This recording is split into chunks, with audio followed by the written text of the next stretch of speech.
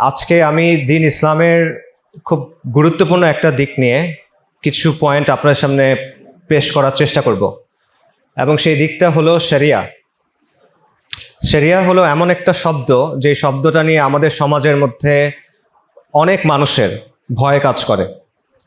মানুষ যখন শরিয়া শব্দটা শোনে তাদের মধ্যে ভয় কাজ করে। অনেকে মনে করে যে শরিয়া এখন প্রযোজ্য না, অনেকে মনে করে আমাদের দৃষ্টিভঙ্গি পাল্টানো দরকার, সময় বদলায় গেছে, এরকম অনেক কথা আমরা শুনি।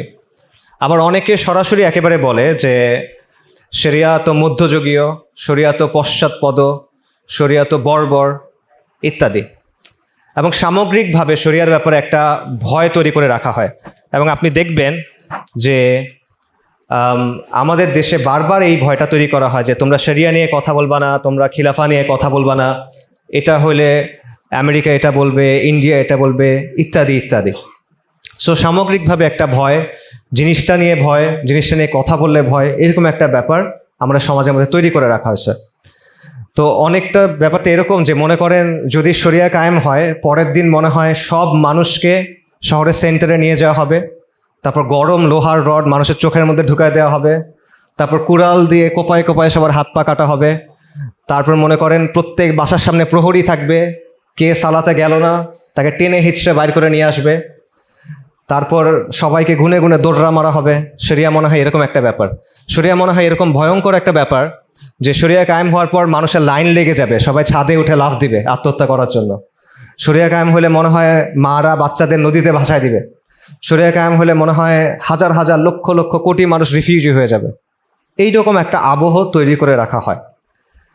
তো এটার পেছনে একটা লম্বা হিস্ট্রি আছে, কেন এই ব্যাপারটা হয়েছে, যে শরিয়ার ব্যাপারে এই নেতিবাচক দৃষ্টিভঙ্গিটা কেন, এই ভয়টা কেন, শরিয়াকে ট্যাবু কেন বানানো, মানে শরিয়া নিয়ে আপনি কথা বলতে পারবেন না। সব কিছু নিয়ে কথা বলা সম্ভব, আপনি মার্ক্সবাদ নিয়ে কথা বলতে পারবেন, সমাজতন্ত্র নিয়ে কথা বলতে পারবেন, লিবারেল ডেমোক্রেসি নিয়ে কথা বলতে পারবেন, যে কোনো কিছু নিয়ে আপনি কথা বলতে পারবেন, এমনকি হিন্দু রাষ্ট্র নিয়েও কথা বলতে পারবেন। বাংলাদেশের এরকম দল আছে যারা হিন্দু রাষ্ট্রের কথা বলে, অখণ্ড ভারতের কথা বলে, কিন্তু আপনি শরিয়ার কথা বলতে পারবেন না।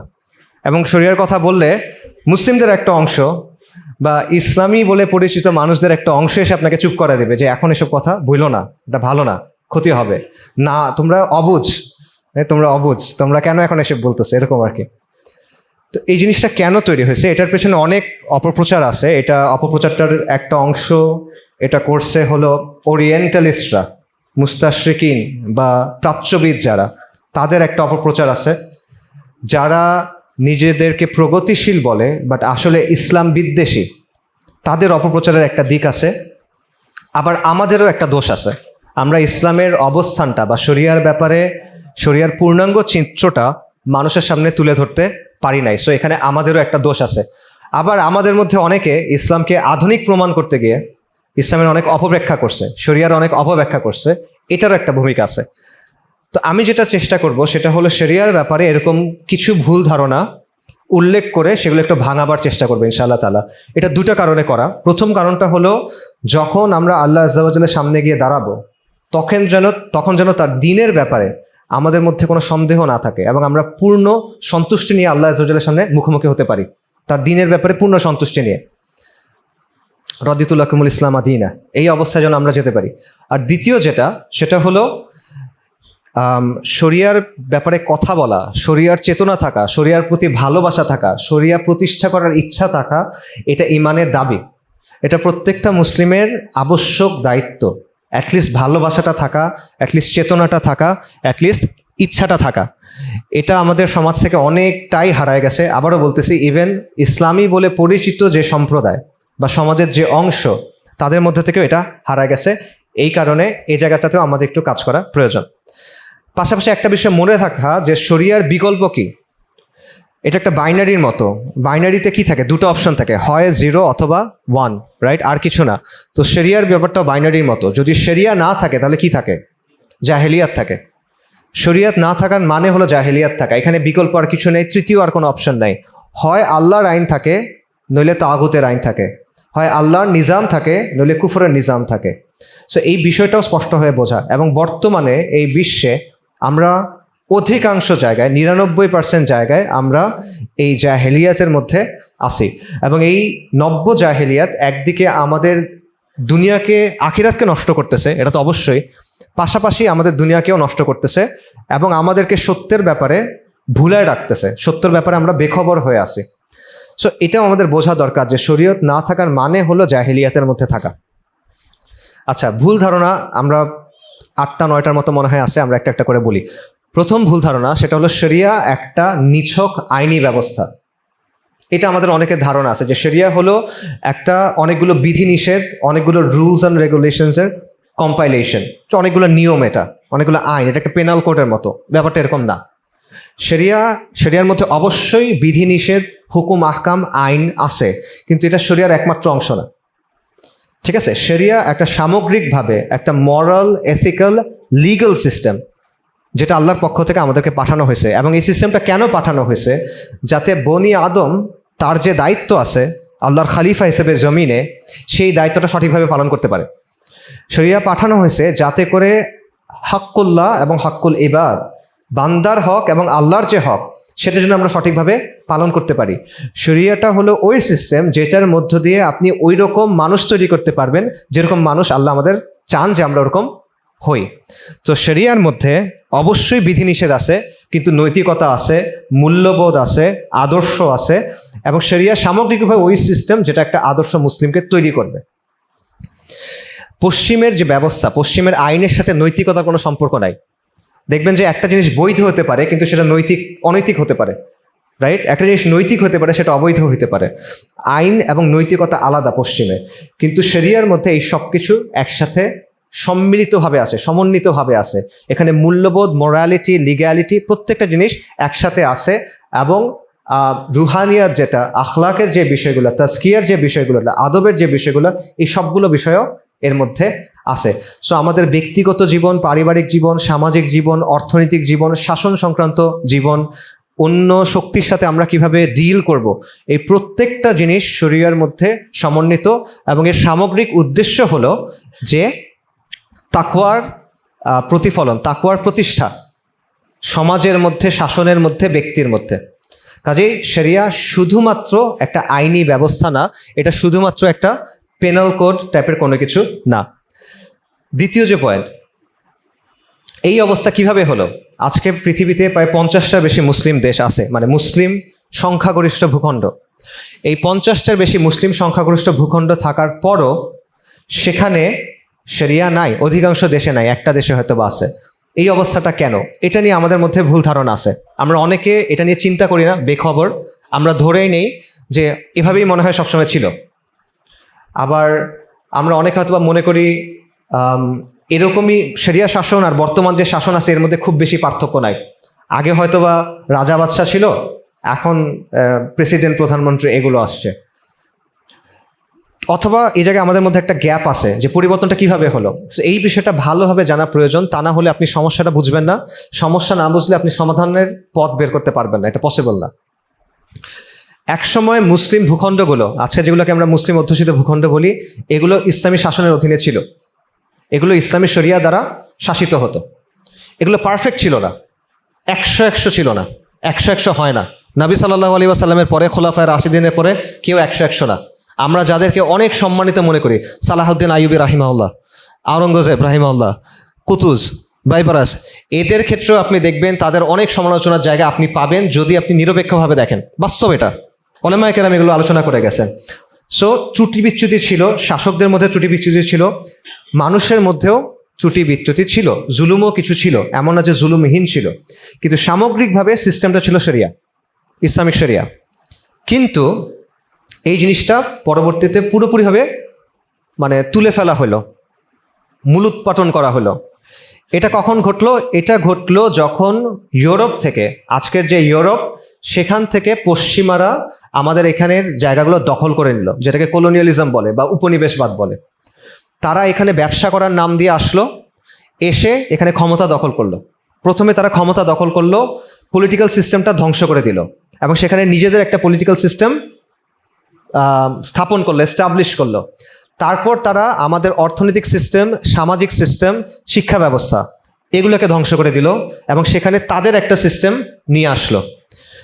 এবং বর্তমানে এটাই চলমান। আমি একটা এক্সাম্পল দিয়ে বুঝতে সহজ হবে। বাংলার কথা চিন্তা করেন, 1757 সালে পলাশিতে সিরাজউদ্দৌলা পরাজিত হলেন, এটা হলো পলিটিক্যাল সিস্টেম পরাজয়। এরপরে 1793-এর দিকে চিরস্থায়ী বন্দোবস্ত, তারপর সূর্যাস্ত আইন, এগুলোর মাধ্যমে মুসলিম যে সমাজ ছিল সেই কাঠামোটা দুর্বল করে দেওয়া হলো, ভেঙে দেওয়া হলো। 1820 সালের দিকে ওয়াকফগুলো সব বাজেয়াপ্ত করা হলো।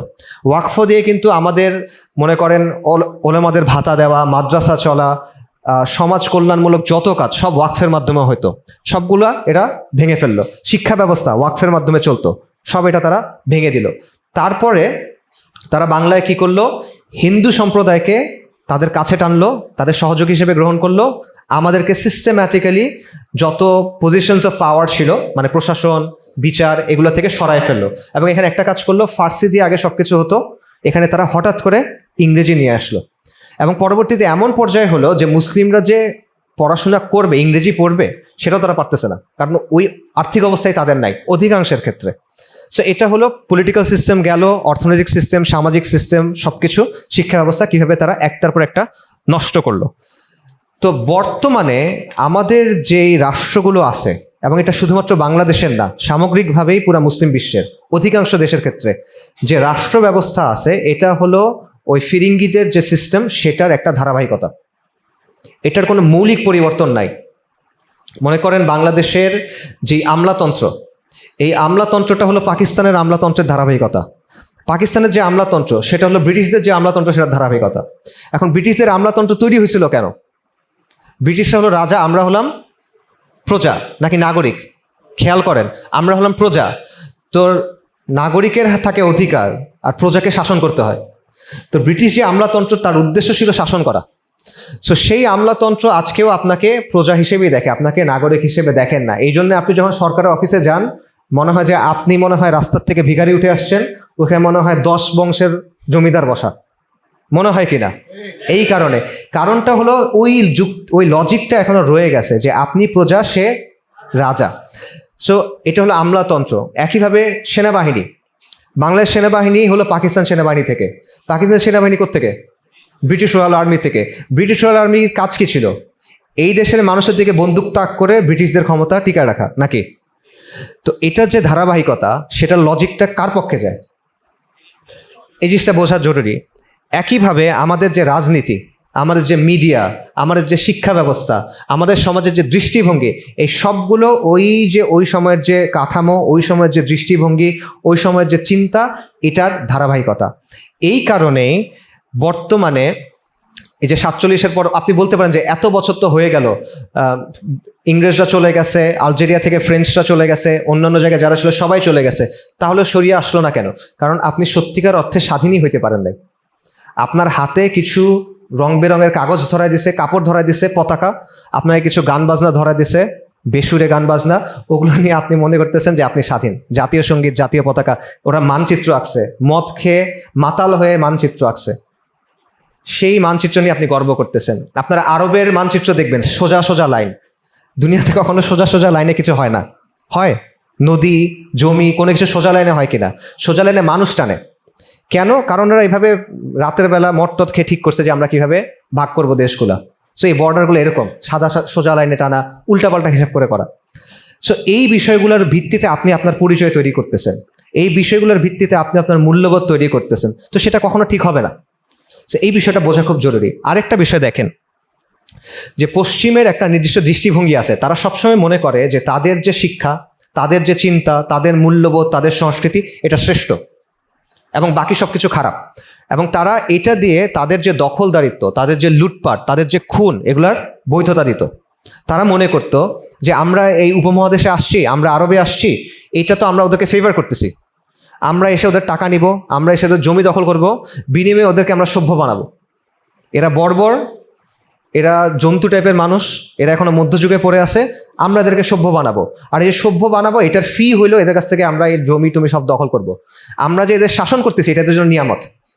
এটা হলো তাদের দৃষ্টিভঙ্গি। এবং ইসলামের ব্যাপারে তাদের দৃষ্টিভঙ্গি কি? ইসলাম তাদের কাছে খুবই নেতিবাচক কিছু। ক্রুসেডের সময় থেকে ইসলাম হলো তাদের চিরন্তন শত্রু। ক্রুসেডের নামে ইউরোপ প্রথমবারের মতো একত্রিত হয়েছিল। এর আগ পর্যন্ত ইউরোপের একত্রিত কোনো পরিচয় ছিল না, ক্রুসেডের নামে তারা একত্রিত হয়েছিল। তখন থেকে ইসলামকে তারা তার প্রতিপক্ষ মনে করে। সো ইসলামী চিন্তা, ইসলামী শিক্ষা, ইসলামী শাসন ব্যবস্থা এগুলোকে তারা সবসময় নেতিবাচকভাবে দেখে। এখন এটার প্রভাবটা কোন জায়গায় পড়ে দেখেন। পশ্চিমারা যেহেতু আমাদের শিক্ষা ব্যবস্থা সরাই দিল, ওরা নিজের একটা শিক্ষা ব্যবস্থা আনলো, কারণ ওদের কিছু কেনারই লাগবে। ইংরেজরা তো সংখ্যায় অল্প, তাদের তো বাংলায় মানে উপমহাদেশে কোটি কোটি মানুষ। এই কোটি কোটি মানুষকে শাসন করার জন্য আপনার কিছু মানে মিড লেভেল অফিসার লাগে বা লো লেভেল অফিসার লাগে। আপনি বস, বাট মাঝে তো কিছু লোকজন লাগবে, কেরানি লাগবে কিছু। এই কেরানি তৈরি করার জন্য তারা একটা শিক্ষা ব্যবস্থা তৈরি করলো। এবং এই শিক্ষা ব্যবস্থার মূল কারিগর যে ম্যাকলে বলা হয়, ওর নাম লর্ড ম্যাকলে। ম্যাকলের একটা কথা আছে যেটা থেকে আপনি বুঝবেন যে ওরা ইসলামকে কিভাবে দেখে। সে বলতেছে যে পুরো ভারতবর্ষ এবং আরবের যে জ্ঞান ভাণ্ডার, এটার চাইতে ইউরোপের একটা লাইব্রেরির একটা তাকের বেশি জ্ঞান আছে। বুঝতে পারছেন? মানে একদিকে আপনি পুরো ভারতবর্ষ এবং আরবের জ্ঞান ভাণ্ডারকে যদি দেন, আরেকদিকে ইউরোপের একটা লাইব্রেরির একটা তাকের জ্ঞান দিবেন, এটা ভারী হবে। এটা হলো তার চিন্তা ভাবনা। ঠিক আছে? সো এই জায়গা থেকে, এই শিক্ষা ব্যবস্থা থেকেই ওই মানুষগুলো বের হয়েছে যাদেরকে যাওয়ার সময় ওরা ক্ষমতা দিয়ে গেছে। ওরা যখন গেছে, এখান থেকে যখন গেল, ধরুন ভারতবর্ষ থেকে 47-এ গেল, 47-এ যাওয়ার সময় যাদের হাতে তারা ক্ষমতা দিয়ে গেল, তারা কোথায় পড়াশোনা করছে? তারা এই সিস্টেমের মধ্যে পড়াশোনা করছে। এখন তারা যখন এই সিস্টেমে পড়াশোনা করছে, ইসলামের ব্যাপারে তাদের দৃষ্টিভঙ্গিটা কি? যদিও তারা মুসলিম, যদিও তারা নিজেদের মুসলিম বলে, কিন্তু ইসলামী শরিয়া, ইসলামী ফিকহ বা ইসলামী বিধিবিধান বা পর্দা, এরকম অনেক বিষয়ে তাদের দৃষ্টিভঙ্গি কেমন? তাদের দৃষ্টিভঙ্গি ইংরেজদের মতো। সো এটা খুব গুরুত্বপূর্ণ একটা বিষয় যেটা আমাদের বোঝা দরকার, যে হ্যাঁ, এই নেতারা স্বাধীনতা চাইছে, এই নেতাদের মধ্যে দেশপ্রেম ছিল, এই নেতারা দেশের মানুষের কল্যাণ চাইছে, হইতে পারে এটা। ঠিক আছে, আমি তখন ছিলাম না, আমি জানি না, আমি বিশ্বাস করলাম তাদের মধ্যে সবই ছিল। কিন্তু যেহেতু তারা ওই সিস্টেমের মধ্যে দিয়ে বের হয়ে আসছে, তাই তাদের মূল্যবোধ, তাদের দৃষ্টিভঙ্গি, তাদের জীবনবোধ তাদের মতো। এবং এই কারণেই তারা যে রাষ্ট্র তৈরি করছে, সেটা কিসের অনুসরণ করছে? মুখে বলছে রিয়াসাতে মদিনা, মুখে বলছে যে মানে ইসলামের জন্য শাসন, কিন্তু আলটিমেটলি তারা তৈরি করছে কে? তারা ইউরোপিয়ান লিবারেল সেকুলার একটা রাষ্ট্র তৈরি করছে, নেশন স্টেট তৈরি করছে। ঠিক আছে? সো এই বিষয়টা খুব জরুরি যে ফিরিঙ্গিরা যাবার পর যে এলিটদের হাতে ক্ষমতা দিয়ে গেছে, এটার মধ্যে ক্ষমতাসীন এলিট বলেন, সামাজিক এলিট বলেন, আর্থিক এলিট বলেন, ইকোনমিক ফাইন্যান্সিয়াল এলিট বলেন, এরা সবাই ওদের দৃষ্টিতে ইসলামকে দেখে। এবং এই কারণে আমাদের সমাজে আপনি যখন শরিয়া নিয়ে কথা বলতে যাবেন, যেটা নেতিবাচকভাবে দেখা হয়। আমাদের সমাজের মূল ধারা হলো এই ধারা। ঠিক আছে, আমরা নিজেরা অনেক সময় আলোচনা করি দ্বীনি কমিউনিটির ভেতরে কোনটা মূল ধারা। কোনোটাই মূল ধারা না বাংলাদেশে মূল ধারা হলো যে ওরা, কারণ ওদেরই নিয়ন্ত্রণ শিক্ষা ব্যবস্থার উপরে, সংস্কৃতির উপরে, পুরো সিস্টেমটার উপরে। এবং এই জায়গা থেকে শরিয়ার ব্যাপারে দৃষ্টিভঙ্গিটা অত্যন্ত নেতিবাচক। এটা একটা বিষয়। এবং দেখেন, মানে কলোনিয়ালিজমের সময় একটা যুক্তি ছিল বা একটা চিন্তা ছিল যে যারাই ওদের বিরোধিতা করে তাদের বিরোধিতা খুব খারাপ কাজ, আর ওরা যেই কাজটা করে এটা খুব ভালো কাজ। এবং এটার একটা বাস্তব উদাহরণ আপনি চোখের সামনে এখন দেখেন, এটা হলো ইসরায়েলের গণহত্যায়। ইসরায়েল যখন গণহত্যা করে, মানে বলার মতো আসলে কিছু নেই, আপনারা সবাই জানেন। এমন কোনো মানে নৃশংসতা নাই যেটা তারা করতেছে না, কিন্তু যখনই তাকে জিজ্ঞেস করা হয়, ইসরায়েল বলে কি যে আমার তো বেঁচে থাকার অধিকার আছে, আমার তো টিকে থাকার অধিকার আছে। এবং এটা শুধু ইসরায়েল বলে না, এটা আমেরিকা বলে ইসরায়েলের পক্ষ হয়ে, এটা জাতিসংঘ না বললেও এটা মনে করেন পশ্চিমের দেশগুলো ইসরায়েলের পক্ষ হয়ে বলে। আর যখন ফিলিস্তিনের মুসলিমরা তাকে মেরে ফেলা হচ্ছে, সে নিজেকে বাঁচানোর জন্য প্রতিরোধ করতেছে, তখন সেটাকে সন্ত্রাস বলা হয়। এবং এটা খুব ভালো একটা বুদ্ধি আসলে। আপনি যদি আপনার কাজটাকে এভাবে বলেন যে আমি যে কাজটা করতেছি এটা আমার নিজের স্বার্থে না, এটা হলো সভ্যতার স্বার্থে, ঠিক আছে, এটা হলো বিশ্বের স্বার্থে, আর যে আমার বিরোধিতা করতেছে সে হলো সভ্যতার শত্রু, সে মানবাধিকারের শত্রু, তখন আপনি যে কোনো অপরাধকে জায়েজ করতে পারবেন। এবং এটা আজকে ইসরায়েল যেভাবে করতেছিল, এভাবে কলোনিয়ালিজমের টাইমেও হয়েছিল। সো ইসলামকে ওরা তখন থেকেই এভাবে দেখে। একটা উদাহরণ দেখেন যে 9/11-এর পরে জর্জ ডব্লিউ বুশ, আমেরিকার তৎকালীন প্রেসিডেন্ট, তার 3টা কথা ছিল। প্রথমে সে বলল যে এই যুদ্ধে সবাইকে একটা পক্ষ বেছে নিতে হবে, আল ওয়ালা ওয়াল বারা, আর কি, যে হয় তোমরা আমেরিকার পক্ষে, নইলে তোমরা সন্ত্রাসীদের পক্ষে। এটা একটা কথা বলল। দ্বিতীয় একটা পয়েন্ট বলল, সে বলল এটা একটা crusade, George W Bush white হাউসে একটা নিউজ কনফারেন্সে এই কথাটা বলছিল যে এটা একটা ক্রুসেড। আরেকটা কথা বললো, এটা হলো ইরাক যুদ্ধের সময়। তখন সে বলল যে ইসলামী সন্ত্রাসীরা কি চায়, জর্জ বুশের কথা এটা, সন্ত্রাসীরা কি চায়, তারা শরিয়া চায়। সন্ত্রাসীরা কি চায়, তারা একটা ইসলামিক সাম্রাজ্য তৈরি করতে চায়। সন্ত্রাসীরা কি চায়, তারা স্পেন থেকে মরক্কো পর্যন্ত একটা বিশাল অংশে ইসলামী শরীয়ত কায়েম করতে চায়। সন্ত্রাসীরা কি চায়, তারা খিলাফত চায়। এখন এই যে খিলাফত চাওয়া বা ইসলামী শাসন চাওয়া, এটা ইসলামের একটা মৌলিক অবস্থান। আপনারা এখানে সবাই জানার কথা, না জানলে ওলামার কাছে গিয়ে জিজ্ঞেস করে জানবেন। এটা ইসলামের মৌলিক অবস্থান, কখনো এই অবস্থানে কোনো পরিবর্তন হয় নাই। মুসলিমদের শাসন শরিয়া দিয়েই হবে, কিন্তু এই অবস্থানটাকে তারা কি বানায় ফেলছে, সন্ত্রাস বানায় ফেলছে। এবং এর ফলে এটাও একটা আমাদের বর্তমান অবস্থার পেছনে কারণ। আমেরিকা যেহেতু এই কথা বলছে, তা আমেরিকার তো তাকলিদ করতে হবে, আমেরিকাকে তো ফলো করতে হবে। সো আমেরিকা যেহেতু বলছে খারাপ, তা আমারও খারাপ। আমেরিকা যখন বলে যে মৌলবাদ নিয়ে একটু চিন্তা করতে হবে, তখন বাংলাদেশের রাজনীতিবিদ যারা আছে, ইসলামী দল হোক, সেকুলার দল হোক, এদের দুইটা তিনটা কথা বলতে হয় যে বাংলাদেশে মৌলবাদের উত্থান ঘটতেছে। চাঁদাবাজি করে খবর নাই, মানুষ মেরে খবর নাই, লুটপাট করে খবর নাই, এগুলো নিয়ে কোনো চিন্তা নাই। চিন্তা হলো বাংলাদেশে মৌলবাদের উত্থান ঘটতেছে। কেন? কারণ ইমাম বলছে, তাদের পীর এবং মুর্শিদ আমেরিকা বলছে, তাই সেই জায়গা থেকে এটা ফলো করতে হবে। এবং আবারও এই জিনিসটার সাথেও কলোনিয়াল সময়ের একটা মিল আছে। মিলটা কি দেখেন, যখন ফিরিঙ্গিরা প্রথম অ্যাটাক করলো, তাদের বিরুদ্ধে প্রথম প্রতিরোধ কারা করলো? নবাব সিরাজউদ্দৌলা বা টিপু সুলতান, এই টাইপের মানুষরা, অর্থাৎ যারা প্রতিষ্ঠিত রাজনৈতিক শক্তি, তারা প্রথমে একটা প্রতিরোধ করার চেষ্টা করলেন। তারা যখন পারলেন না, পরবর্তী পর্যায়ে তারা প্রতিরোধ করলেন। পরবর্তী পর্যায়ে প্রতিরোধ করলেন বিভিন্ন তাজদিদি আন্দোলনের নেতারা বা বিভিন্ন তাজদিদি আন্দোলনগুলো, এবং যেগুলো নেতৃত্ব দিয়েছিলেন ওলামায়ে কেরাম। যেমন উপমহাদেশের ক্ষেত্রে দেখেন শাহ ওলিউল্লাহ মুহাদ্দিস দেহলভি, তারপরে শাহ আব্দুল আজিজ, তারপর সৈয়দ আহমেদ শাহিদ রাহিমাহুল্লাহ, তারপর শাহ ইসমাইল শাহিদ, তারপর তিতুমিরের আন্দোলন, হাজী শরীয়তুল্লাহর আন্দোলন, ওলামায়ে দেওবন্দের আন্দোলন, সাদিকপুরি ওলামার আন্দোলন, ইত্যাদি ইত্যাদি। দেখেন তো ওনাদের সবার উদ্দেশ্য কি ছিল? ওনাদের সবার উদ্দেশ্য আপনি কমন পাবেন তিনটা জিনিস। তাদের নিজেদের মধ্যে অনেক বিষয়ে পার্থক্য আছে, ধরেন মাসলাকগত বা ফিকি নজরিয়াত, এসব জায়গায় পার্থক্য আছে, কিন্তু উদ্দেশ্যের জায়গায় সবাই এক। তিনটা বিষয়ে তারা একমত। এক নাম্বার হলো মুসলিম সমাজের সংস্কার দরকার, মুসলিমদের ঈমান এবং আমলের সংস্কার দরকার, এটা নিয়ে তারা সবাই কাজ করছেন। দুই নাম্বার, এখান থেকে এই ফিরিঙ্গিদের বিতরণ করা দরকার, এদেরকে বের করে দেওয়া দরকার, এটা তারা চেষ্টা করছেন যে যার মতো করে পারেন। এটা দুই নাম্বার। তিন নাম্বার কি, এদেরকে যদি আমরা বের করে দিতে পারি, তাহলে আমরা এখানে কি করব? ইসলাম নিয়ে আসবো। সবাই তারা এই কাজটা করছেন। তো যখন তারা এই কাজটা করছেন, ব্রিটিশরা তাদেরকে কি নাম দিছেন? ব্রিটিশরা তাদের নাম দিছেন, এরা হলো গোরা, এরা হলো ধর্মান্ধ, এরা হলো ফ্যানাটিক। এবং সৈয়দ আহমেদ শাহিদ রাহিমাহুল্লাহর যে অনুসারীরা ব্রিটিশের বিরুদ্ধে লড়াই চালায় গেছিল, তাদের ঘাঁটি ছিল সিত্তানাতে। তাদের ঘাঁটির নাম ব্রিটিশরা দিয়েছিল, উইলিয়াম হান্টারের ইন্ডিয়ান মুসলমানস বইয়ে আছে, আপনারা দেখবেন, দ্য ফ্যানাটিক বেস, ধর্মান্ধদের ঘাঁটি। ঠিক আছে? সো ওই সময় থেকেই যারা ব্রিটিশদের কথা মেনে নিছে, জি হুজুর এরা ভালো, আর যারা বলছে যে না, তোমরা আমাদের এখানে এসে একটা কুফরি সিস্টেম চাপায় দিছো, আমরা এটা সরাতে চাই, আল্লাহ আমাদের কাছ থেকে যা চান সেটা আমরা বাস্তবায়ন করতে চাই, যারা এটা বলছে তারা তখন থেকে কি ধর্মান্ধ, উগ্র, গোরা। এই জিনিসটা আপনি এখনো দেখেন, এখনো যে ওদের ওই যে পীর ও মুর্শিদের পথ যারা তরিকা যারা ফলো করে, তার তো কিছু তরিকা আছে, মনে করেন liberalism, secularism, democracy etcetera etcetera. এগুলো যদি আপনি ফলো করেন, ওই তরিকায় থাকলে, তরিকায় আমেরিকা, এটা যদি আপনি ফলো করেন, তাহলে ওকে ঠিক আছে, ভালো, তবে খলিফা মানে যে এই খিলাফত পাইছে তার। আর যদি এটা আপনি না করেন, তাহলে আপনি কি খারাপ মুসলিম, সন্ত্রাসী, যাকে মেরে ফেলা যায় যখন তখন। সো এই বিষয়টা বোঝা দরকার যে কেন রাষ্ট্রীয়ভাবে আমাদের এখানে শরিয়ার বিষয়টা এভাবে দেখা হয়। আচ্ছা, এটা 2 নম্বর ভুল ধারণা ছিল। 3 নম্বর ভুল ধারণা, রাষ্ট্রধর্ম ইসলাম। রাষ্ট্রধর্ম ইসলাম থাকা মানে কি আমাদের এখানে ইসলাম আছে কিনা? না, এটা মানে আমাদের এখানে ইসলাম নাই। রাষ্ট্রধর্ম ইসলাম থাকা, এটার ফাংশনাল গুরুত্ব নাই বললেই চলে। এটা কীরকম? যেমন ধরেন আমাদের, আবারও এটা শুধুমাত্র বাংলাদেশের জন্য না, যে মুসলিম ভূখণ্ডগুলো আছে, এখানে যে রাষ্ট্র কাঠামো আছে, এটা হলো সেকুলার রাষ্ট্র। এখন সেকুলার মানে কি? সেকুলার শাসন মানে কি?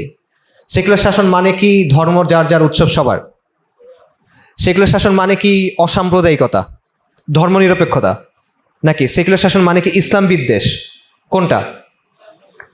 এটার একটাও না। আসলে সেকুলার শাসনের একদম বাস্তব মানে হলো যে এখানে গায়রুল্লাহর আইন দিয়ে শাসন হয়। এটা হলো সেকুলার শাসনের একদম গায়রুল্লাহ, এবং বিশেষভাবে মানুষের চিন্তা, মানুষের তৈরি করা বাদ মতবাদ। এটা হলো সেকুলার শাসনের সবচেয়ে ইকোনমিক সংজ্ঞা, মানে অল্প কথায় বাস্তবতা যেটাতে উঠে আসে।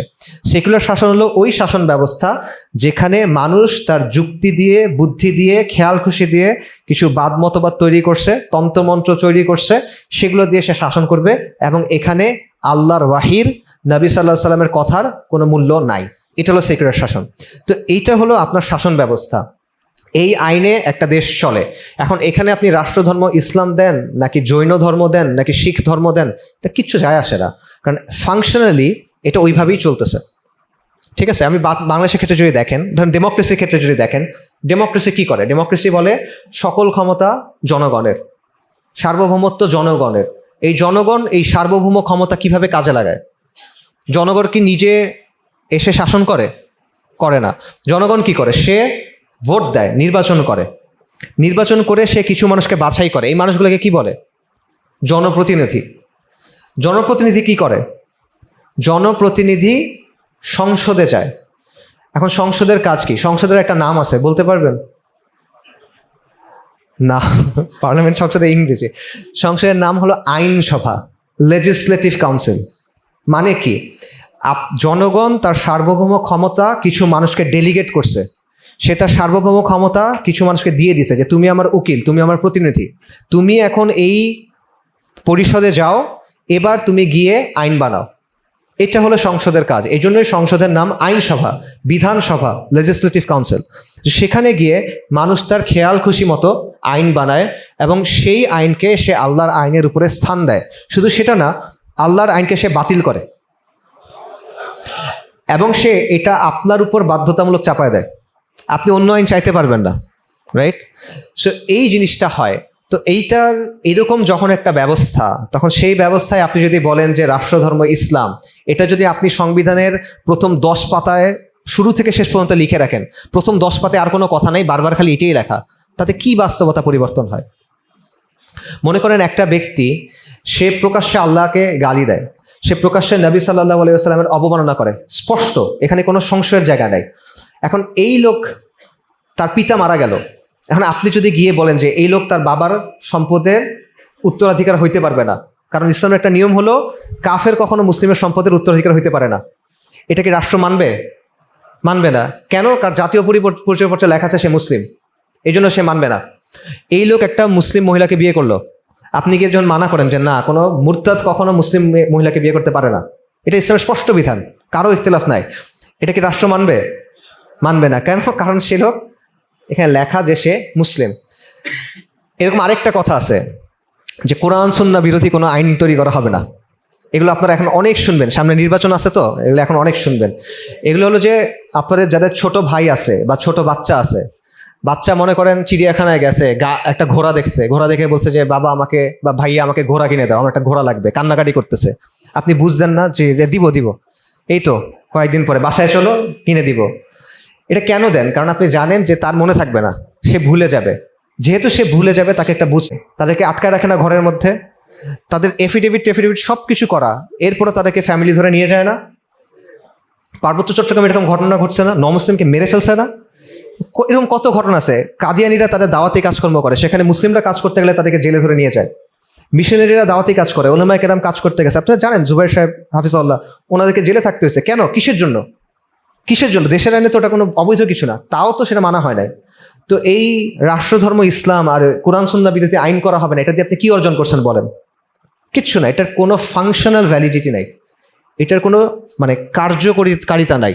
এটা হলো একটা জিনিস যেটা আপনাকে দেয়া হয় বুঝ দিয়ে রাখার জন্য। কারণ এটা হলে আপনিও হয়তোবা কিছু করার দরকার নাই, কিছু তো আছে, শান্ত থাকি আমি, এই জিনিসটার মধ্যে আপনি থাকেন, সন্তুষ্ট থাকে, আমি তৃপ্ত থাকি, আর কিছু না হোক, রাষ্ট্রধর্ম তো ইসলাম। ওই তো বলছে কোরআন সুন্নাহ বিরোধী আইন হবে না, খুব ভালো হয়েছে। কারণ এইটা যদি আপনি বলে করেন যে না, এরকম তো হওয়ার কথা না, এখানে অন্যরকম কিছু হওয়ার কথা, এবং এখানে আমার একটা দায়িত্ব আছে, এই চিন্তাটা তো সমস্যার একটা চিন্তা। এই চিন্তাটা ঢুকলে আপনি তো আপনার সাধারণ জীবনে ফেরত যেতে পারবেন না। এই চিন্তাটা ঢুকলে আপনার তো মনে হবে যে আল্লাহর সামনে গিয়ে আমার একদিন দাঁড়াইতে হবে, তাহলে আমি কি বলবো? তো এত চিন্তা করতে কে চায়? তার চেয়ে ওই কথা আপনি মেনে নেন, এটা তো সোজা। একটা বুঝ আপনি নেন, সেও বুঝ দিল, আপনিও বুঝ দিলেন, সবাই খুশি। এটা হলো আর কি আমাদের অবস্থা। আচ্ছা, 3 নাম্বার ভুল ধারণা ছিল। 4 নাম্বার ভুল ধারণা, এটা হলো শরিয়াকে ঐচ্ছিক বিষয় মনে করা। অনেক মানুষ এটা মনে করে যে শরিয়া মনে হয় ঐচ্ছিক কিছু, যে একটা মানুষ নামাজ পড়ে, রোজা পড়ে, নামাজ পড়ে, রোজা রাখে, হজ করছে, জাকাত দেয়, কিন্তু সে শরীয়ত চায় না, সে মনে হয় মুসলিম থাকতে পারবে এভাবে। এটা এরকম বিষয় না, এটা আবশ্যকতা। যখন কেউ বলে লা ইলাহা ইল্লাল্লাহ মুহাম্মাদুর রাসূলুল্লাহ, তখন সে স্বীকার করে নিছে যেই বিষয়ে আল্লাহ আযজা ওয়া জাল্লার কোনো বক্তব্য আছে, ওই জায়গায় আমার আর কোনো বক্তব্য নাই। যেই জিনিসটা আল্লাহ আমার জন্য আবশ্যক করছেন, আমি ওটা মেনে নিলাম। যেই বিষয়টা আল্লাহ আমার জন্য হারাম করছেন, আমি এটা মেনে নিয়ে। আপনি আল্লাহর উপর খবরদারি করতে পারবেন না, নাউজুবিল্লাহ, এটা সম্ভব না। এবং এই বৈশিষ্ট্যটা বনি ইসরায়েলের একটা বৈশিষ্ট্য। বনি ইসরায়েল কি করে? আল্লাহ আযজা ওয়া জাল্লার সাথে তারা চালাকি করতে চায়। যেমন কোরআনে সূরা বাকারায় একটা ঘটনা আছে যে তাদেরকে একটা দিন মাছ ধরতে মানা করা হয়েছে। তো তখন তারা একটা হিয়াল করছে, এটা মানে ইসলাম মানে একটা আইনটাকে ঘুরায় কি বলে, মানে পাশ কাটায় যাওয়ার জন্য একটা কৌশল করছে।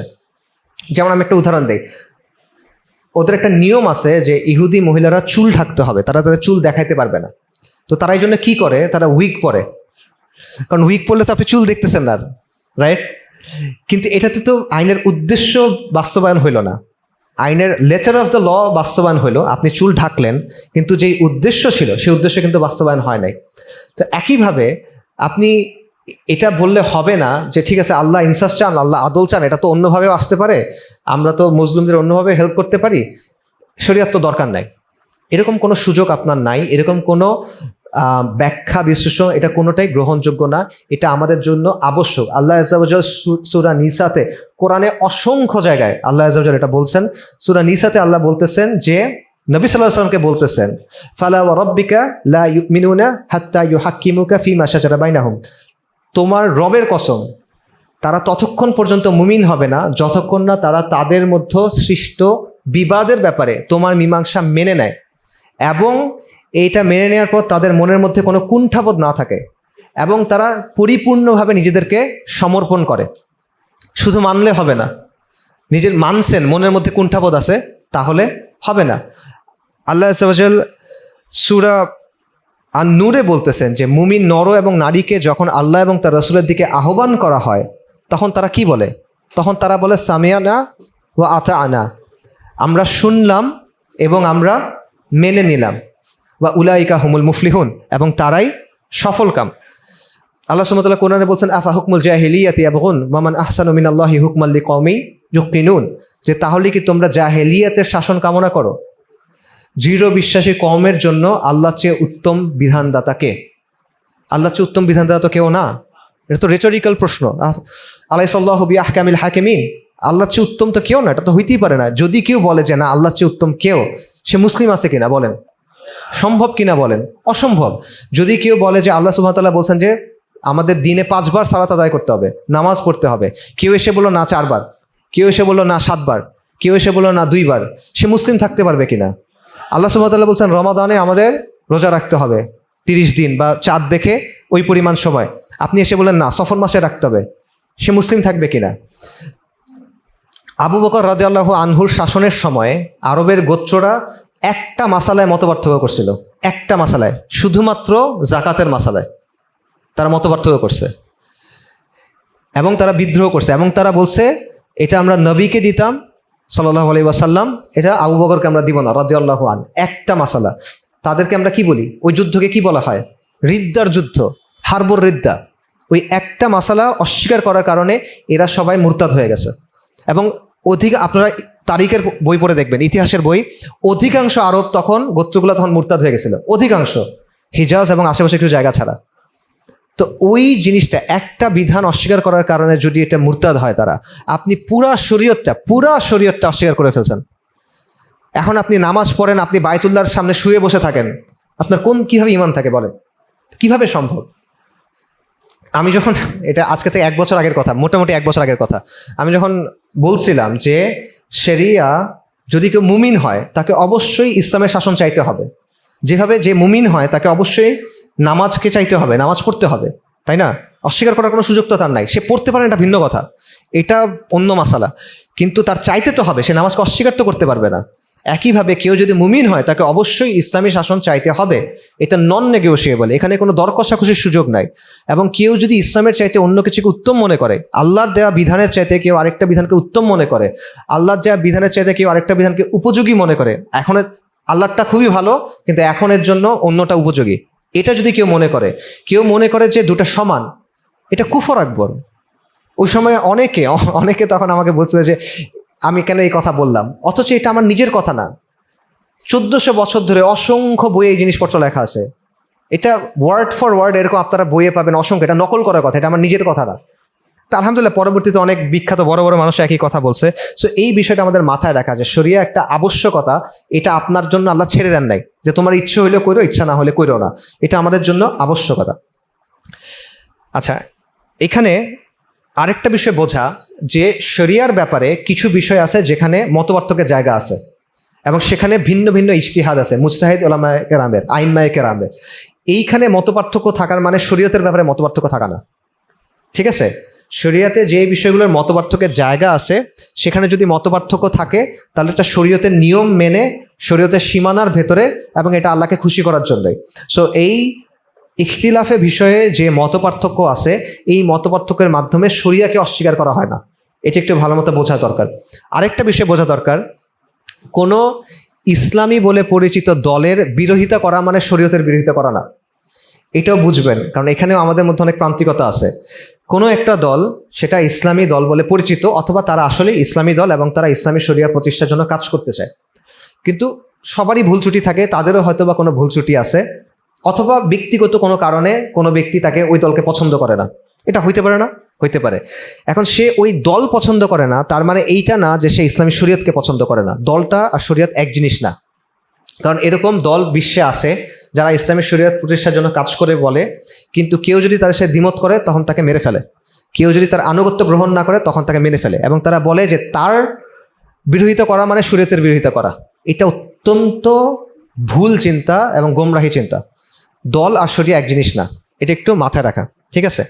আচ্ছা, আরেকটা চিন্তা হলো ভুল ধারণা 5 নাম্বার, যে শরীয়তের বিধানগুলা বা শরীয়ত আজকের দিনের জন্য উপযুক্ত না, ঠিক আছে? শরীয়ত আজকের জন্য উপযুক্ত না। এগেইন এটা একটা আকীদার বিষয়, কারণ আমরা বলতেছি দিন ইসলাম কতদিন পর্যন্ত, এটার কি এক্সপায়ারি ডেট আছে? এক্সপায়ারি ডেট নাই, কিয়ামত পর্যন্ত দিন ইসলাম থাকবে।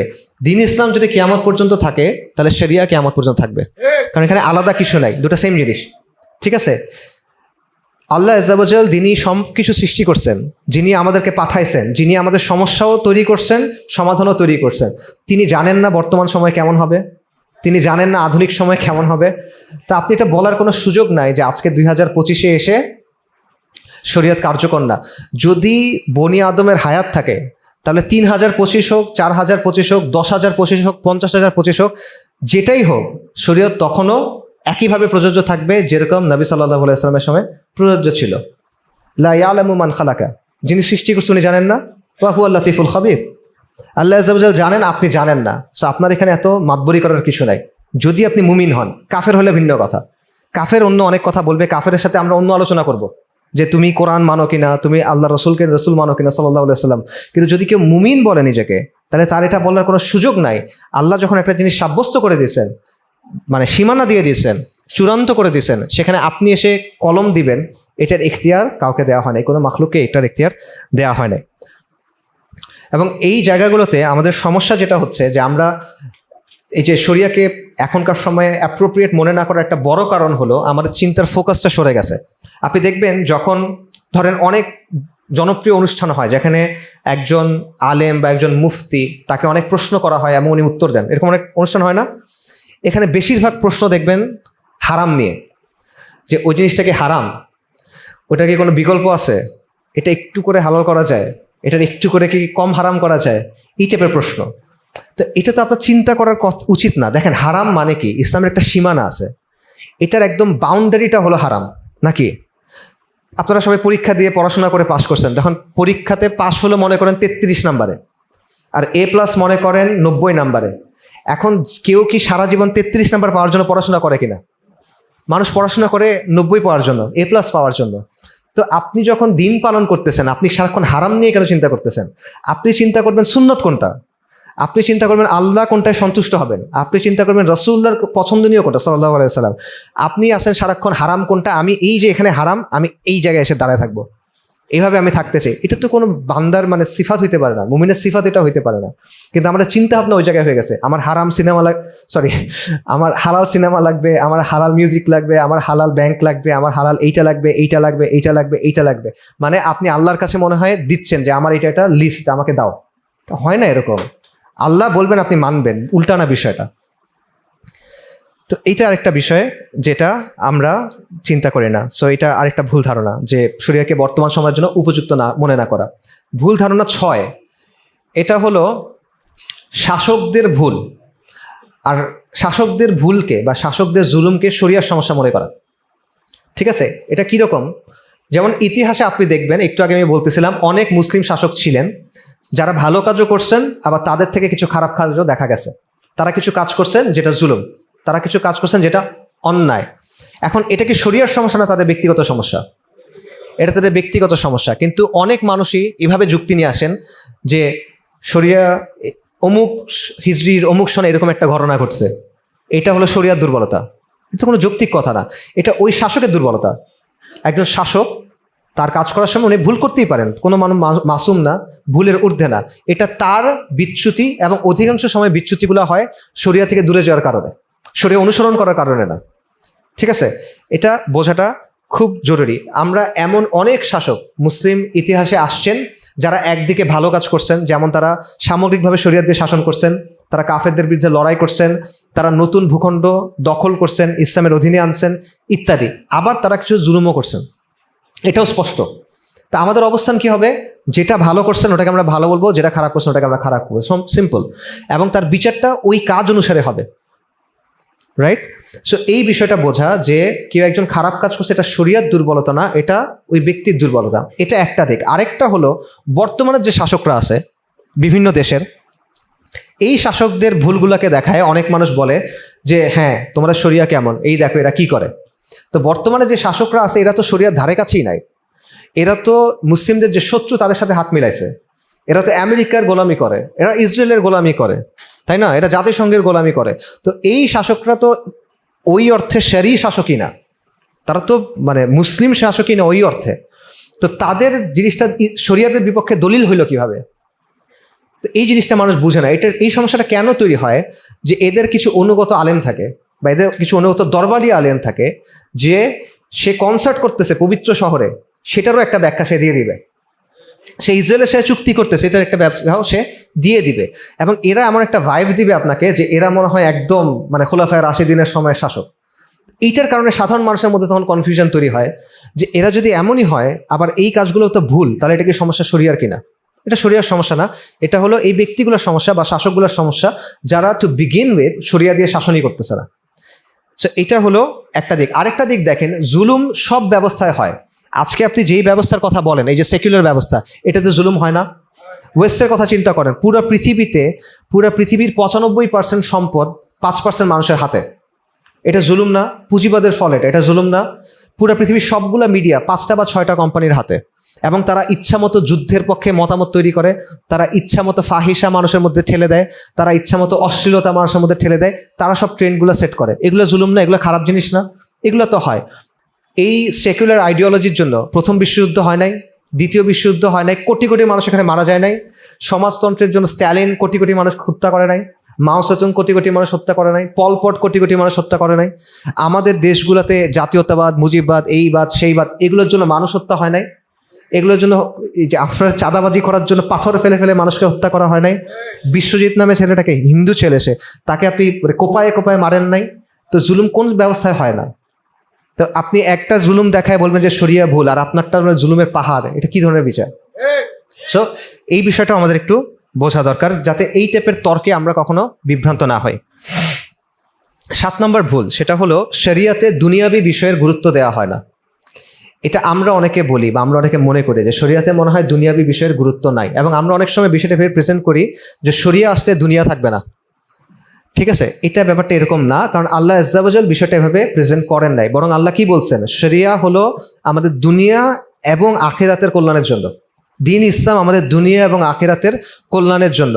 যেমন সাহাবী রাবি ইবনে আমর রাদিয়াল্লাহু আন, উনি যখন পারস্যের সেনাপতি রুস্তমের সাথে কথা বলছেন, উনি কি বলছেন, যে আমরা আসছি মানুষকে মাখলুকের গোলামি থেকে বের করে আল্লাহর গোলামের দিকে নিয়ে যেতে, মানুষকে ধর্মের জুলুম থেকে বের করে ইসলামের আদল এবং ইনসাফের দিকে নিয়ে যেতে, এবং মানুষকে দুনিয়ার সংকীর্ণতা থেকে বের করে দুনিয়া এবং আখিরাতের প্রশস্ততার দিকে নিয়ে যেতে। খালি আখিরাতের প্রশস্ততা বলেন নাই, কিন্তু বলছেন দুনিয়া এবং আখিরাতের প্রশস্ততার দিকে নিয়ে যেতে। কাজেই দিন ইসলামের মধ্যে অবশ্যই দুনিয়ার অনেক বিষয় আছে এবং থাকবেই, কারণ আমরা যেটা বললাম, আপনার সমাজ, শাসন, অর্থনীতি সব বিষয় তো এটার মধ্যে ইনক্লুডেড। তাহলে এখানে দুনিয়াকে আপনি অস্বীকার কেন করবেন? এবং আপনি যদি হিস্ট্রিতে দেখেন, যখন খোলাফায়ে রাশিদিন ছিল, অথবা খোলাফায়ে রাশিদিন ছিল না বাট ইসলামী শাসন ছিল, তখন শিশুদের জন্য ভাতা ছিল, মহিলাদের জন্য ভাতা ছিল, অসুস্থ মানুষের জন্য ভাতা ছিল। আব্বাসে খিলাফতের সময়ে হাসপাতাল ছিল, বাগদাদ সহ বড় বড় শহরগুলোতে ফ্রি হসপিটাল ছিল, যেখানে যে কোনো মানুষ এবং যে কোনো ধর্মের মানুষ, অমুসলিমরাও এসে ফ্রিতে চিকিৎসা নিতে পারত। তারপর মনে করেন সুদকে শরিয়াতে হারাম করা হয়েছে। পাবলিক গুড, আমাদের যে প্রাকৃতিক সম্পদ, তেল, গ্যাস, খনিজ সম্পদ, এগুলোর মালিক পাবলিক ওনারশিপ। অর্থাৎ আমাদের এখানে কি হয়, যে কাউকে আমরা এটা দিয়ে দেই, কোনো একটা কোম্পানিকে আমরা এটা দিয়ে দেই, এবং তারপর তারা ওটা তুলে আমাদের কাছে বিক্রি করে, এবং অনেক দামে বিক্রি করে, অনেক দামে বিক্রি করে। এটা নিয়ে সন্দেহ হলে আপনাদের ইলেকট্রিসিটি বিল দেখবেন, তেলের দাম দেখবেন, পানির বিল দেখবেন, এটা ক্রমাগত বাড়তে থাকে। কিন্তু শরিয়াতে এটা হবে না, কারণ এটা প্রাইভেটাইজ করার কোনো সুযোগ নাই, এটা পাবলিক ওনারশিপ থাকবে শরিয়ার অধীনে। ট্যাক্স, আমাদের যে ব্যাপক পরিমাণ ট্যাক্স, এই ট্যাক্স শরিয়াতে থাকবে না। তারপরে যে একচেটিয়া ব্যবসা, মনোপলি ব্যবসা, যেটা এই যে আমরা একটু আগে বললাম যে 95% মানে সম্পদ 5% বা তার চেয়ে কম কোম্পানির কাছে, এই জিনিসটা হবে না। এই ধরনের ভারসাম্যহীন ব্যবস্থা শরিয়ার মধ্যে থাকবে না। তো এগুলো দুনিয়ার বিষয় না, এগুলো বর্তমানে প্রয়োজন না, বর্তমানে এগুলো আরো অনেক বেশি প্রয়োজন। কাজেই এই ব্যাপারটা এমন না যে শরিয়াতে দুনিয়াবি বিষয় নাই। এটা একটা ভুল ধারণা যেটা আমাদের অনেকের মধ্যে থাকে। ভুল ধারণা 8, এটা আগে যেটা বললাম সেটার উল্টাটা। এটা হলো শরিয়া আসলে সব সমস্যার সমাধান হয়ে যাবে। এটা একটা ভুল ধারণা। কেন ভুল ধারণা বলতেছি? দেখেন, আমরা যদি মানুষকে এভাবে সবসময় বলি যে শরিয়া আসলে সব সমস্যার সমাধান হয়ে যাবে, শরিয়া আসলে অমুক লাভ হবে, তমুক লাভ হবে, এটা আসলে অ্যাকচুয়াল ভালো অ্যাপ্রোচ না। কেন? আপনি নামাজ পড়েন কেন বলেন? আল্লাহর আদেশের জন্য পড়েন নাকি? এখন নামাজের অন্য অনেক বেনিফিট থাকতে পারে, যেমন আমি অনেক ভিডিও দেখছি যে একজন বলে যে নামাজ পড়লে যখন মানুষ সিজদা দেয় তখন আলফা ওয়েভ হয়, নানা জিনিসপত্র, এটা খুব ভালো নাকি। বাট এটা তো আপনার মূল বিষয় না। আপনি নামাজ পড়েন কারণ এটা আল্লাহর আদেশ। আমরা রোজা রাখি কেন? কারণ এটা আল্লাহর আদেশ। কিন্তু এটার অনেক বেনিফিট থাকতে পারে, কারণ অনেক মানুষ, ফিটনেস ইন্ডাস্ট্রিতে এখন অনেক মানুষ এসব বলে ইন্টারমিটেন্ট ফাস্টিং খুব ভালো, যদি রোজা রাখা হয় তাহলে এটা শরীর ডিটক্সিফাই করে, এগুলো ডিটক্স করার জন্য ভালো, ইত্যাদি ইত্যাদি। এই জন্য আপনি রোজা রাখেন কিনা? এই জন্য তো আপনি রাখেন না। অনেক মানুষ বলে যে ইসলামের রোজার বিধান আছে যাতে গরিবের কষ্ট যেটা, এটা আমরা বুঝতে পারি। তো কেউ যদি আগে এক সময় গরিব থাকে, আগে তো সে কষ্ট করছে, তারা রোজা রাখার দরকার নাই। এগুলো তো যুক্তি না। আপনার কথা হলো যে আল্লাহ আজ্জা ওয়া জাল বলছেন, উনি মালিক, আমি গোলাম, আমি এটা মানবো। শরিয়া প্রথমত আপনার উপর একটা আদেশ, এটা বোঝা। শরিয়ার প্রথমত একটার উপর আদেশ। ব্যাপারটা এমন যেন না হয় মানে আপনি একজন সেলার রাস্তায় দ্বারা বিক্রি করতেছেন যে ভাই ওর কাছে ডেমোক্রেসি, ওর চেয়ে আমারটা ভালো, আমারটা এটা আছে, এটা আছে, এটা আছে, এটা কেনেন। এই অ্যাপ্রোচটা হওয়া উচিত না। বরং আপনার মানুষকে এটা বোঝানো উচিত যে আপনি যদি কালেমায় বিশ্বাসী হন তাহলে অবশ্যই আপনার শরিয়াকে গ্রহণ করতে হবে। এটা আপনার জন্য আল্লাহ আজ্জা ওয়া জাল আবশ্যক করছেন, এটা বোঝানো। আবার এটার মানে এটাও না, এটা ভারসাম্য থাকা জরুরি। এটার মানে এটাও না যে আপনি কাউকে শরিয়ার ভালো দিক বলবেন না। আপনি বলবেন, কিন্তু খেয়াল রাখবেন আপনি আকীদার বিষয়টা স্পষ্ট করছেন কিনা। কারণ আপনি যদি আকীদার বিষয় স্পষ্ট না করেন তাহলে এটা জাস্ট একটা মার্কেটিং পিচের মতো হয়ে যায়, যে এটা হলে এই লাভ হবে, এই লাভ হবে, এই লাভ হবে। এই জিনিসটা হওয়া উচিত না। নবী সাল্লাল্লাহু আলাইহি ওয়াসাল্লাম যখন মুয়াজ রাদিয়াল্লাহু আনহুকে ইয়েমেনে পাঠাইছেন, মুসলিম শরীফের হাদিস, উনি কি বলছেন? উনি বলছেন যে তুমি এমন এক কওমের কাছে যাচ্ছ যারা আহলুল কিতাব, তাদের কাছে গিয়ে তুমি প্রথমে তাদেরকে বলবা তারা যেন আল্লাহর একত্ব, আল্লাহর তাওহীদ এবং রিসালাতকে গ্রহণ করে, অর্থাৎ নবী সাল্লাল্লাহু আলাইহি ওয়াসাল্লামকে নবী হিসেবে গ্রহণ করে। যদি তারা এটা গ্রহণ করে তাহলে তাদেরকে শিখাবা যে আল্লাহ 5 ওয়াক্ত সালাত ফরজ করছেন, যদি তারা এটা গ্রহণ করে তাহলে তাদেরকে বলবা আল্লাহ ধনীদের সম্পদ থেকে গরিবদেরকে সাদাকা দিতে বাধ্য করছেন। এখন উনি কিন্তু রাসূলুল্লাহ সাল্লাল্লাহু আলাইহি ওয়াসাল্লাম কিন্তু বলেন নাই যে তুমি তাদেরকে গিয়ে একটা স্বাধীনতা দিবা, একটা মাল্টিপল চয়েস দিবা, যে শরিয়া যদি আপনার দেখেন এটাতে এই সুবিধা আছে আপনারা এটা গ্রহণ করবেন কিনা। না, উনি বলছেন যদি তোমরা কালিমা গ্রহণ করো, ইমান গ্রহণ করো, তাহলে তোমাদের দায়িত্ব কি? এরপর 5 ওয়াক্ত সালাত পড়া। যদি তোমরা আল্লাহর ইমান আনো, মুসলিম হও, তোমরা দায়িত্ব কি? সাদাকা দেওয়া। এই বিষয়টা বোঝা। আরেকটা দিক খেয়াল করেন, সেটা হলো যদি শরিয়া কায়েম হয়, ইনশাল্লাহ যখন শরিয়া কায়েম হবে তখন পরের দিন সব সমস্যার সমাধান ব্যাপারটা যেটা হবে না, বরং আপনার উপর পরীক্ষা আসবে। নবী সাল্লাল্লাহু আলাইহি ওয়াসাল্লামের জন্য খন্দকের যুদ্ধ পর্যন্ত একের পর এক আক্রমণ আসছে কিনা? একের পর এক আক্রমণ আসছে, অনাহারে থাকতে হয়েছে, আহত হইতে হয়েছে, এক ঘরে থাকতে হয়েছে, নাকি শাহাদাতের পর শাহাদাত গেছে। সাহাবাদের মধ্যে তাদের আল্লাহ সুবহানাহু ওয়া তাআলা কোরআনে বলছেন যে তারা ভীত সন্ত্রস্ত হয়ে গেছেন, বাথরুমে পর্যন্ত যেতে পারতেছে না, এই তো অবস্থা হয়েছে। তো এটা যদি ওই সমাজে এই অবস্থা হয় তাহলে আপনার জন্য কি পরীক্ষা হবে না? অবশ্যই হবে। যখন ইসলাম আসবে অবশ্যই পুরা পৃথিবীর কুফর শক্তি আপনার বিরুদ্ধে উঠে পড়ে লাগবে। তো এখন আমি যদি সবাইকে এইটা বুঝ দিয়ে আনি যে ভাই কালকে যদি সরিয়ে আসে দেখবেন সব চমৎকার, পরের দিন থেকে কোনো সমস্যা নাই, একদম লাইফটা সেই, কিন্তু ইসলাম আসার পর দিন যখন মনে করেন সবাই অবরোধ দেওয়া শুরু করছে বা এই করা শুরু করছে, তখন সে এসে আপনাকে ধরবে যে তুমি তো আমাকে ধোকা দিছো, রাইট? সো এই অ্যাপ্রোচটা এই জন্য এভাবে করা উচিত না। আচ্ছা, ভুল ধারণা 9, এটা হলো যে শরিয়াতে অমুসলিমদের কি অবস্থা হবে, যারা কুফার তাদের শরিয়াতে কি অবস্থা হবে, মানে শরিয়া শাসন যখন থাকবে তাদের পজিশনটা কি। এই ব্যাপারে অনেকে মনে করেন যে তাদেরকে মেরে ফেলা হবে, অনেকে মনে করেন যে এদেরকে জোর করে মুসলিম বানানো হবে। ব্যাপারটা আসলে এরকম না। আমি একটা উদাহরণ দেই, যেটাকে শাম বলে, বিলাদুস শাম, মানে যেটা বর্তমানে সিরিয়া, লেবানন, জর্ডান, ফিলিস্তিন, এই জায়গাটা নিয়ে যে অঞ্চলটা শাম, এইখানে এটা ইসলামী শাসনের অধীনে আসছে মনে করেন 50 হিজরির আগেই, ঠিক আছে, 50 হিজরির আগেই চলে আসছে এটা। কিন্তু এখানে মেজরিটি মানুষ মুসলিম ছিল না তখন। এখানে অধিকাংশ মানুষ তখন ছিল সাবেই অথবা খ্রিস্টান, ইহুদিও ছিল কিছু। এটা মেজরিটি মুসলিম কত বছর পর হয়েছে কেউ জানেন? আন্দাজ করেন দেখি কত বছর পর হয়েছে। 400 বছর পর হয়েছে। 400 বছর পর এটা মেজরিটি মুসলিম হয়েছে। 400 বছর ধরে ইসলামী শাসন হয়েছে কিন্তু মেজরিটি মুসলিম হয় নাই। এটার মানে কি? ইসলামী শাসন আসলে আমি গলায় তলোয়ার ধরে সবাইকে বলবো কালেমা পড়ো, এরকম না ব্যাপারটা। সাহাবাদের সময় ব্যাপারটা এমন ছিল না। তারা জিজিয়া দিয়ে ইসলামী শাসকের সাথে, খলিফার সাথে একটা চুক্তি করে সেখানে থাকবে, শরীয়তের বিধান অনুযায়ী কিছু শর্ত মেনে তারা সেখানে থাকবে, সিম্পল। এবং এটা একটা ট্যাক্সের মতো আপনি চিন্তা করতে পারেন। এবং সেই জিজিয়া অনেক ক্ষেত্রে মুসলিমরা যেটা দেবে তার চেয়ে কম। এবং এটা আহলুজ্জিম্মা, আহকাম আহলুজ্জিম্মা, যেটা যে তাদের নিরাপত্তা মুসলিম শাসক দিবে। হ্যাঁ, এটাও সত্য যে তার অবস্থান ইসলামী শাসনের অধীনে একটা মুসলিমের অবস্থান একটা কাফের অবস্থান কখনো সমান হবে না, কিন্তু তার অধিকার যেগুলো শরিয়ত দিয়েছে সেগুলো সব নিশ্চিত তাকে দেওয়া হবে। এবং আপনি আপনাকে উদাহরণ দেই, উসমানীদের সময়ে উসমানীর একটা সিস্টেম ইউজ করতে, এটাকে বলে মিল্লাত সিস্টেম। মিল্লাত সিস্টেমে কি হইতো, প্রতিটা কমিউনিটি যারা ছিল, মনে করেন খ্রিস্টান, ইহুদি এবং অন্যান্য যারা, প্রত্যেকটা সম্প্রদায় তাদের মধ্যে তাদের নিজস্ব পারিবারিক সমস্যা, মামলা মোকদ্দমা, শিক্ষা ব্যবস্থা, ধর্মীয় ইস্যু নিজেরা সমাধান করতে পারতো।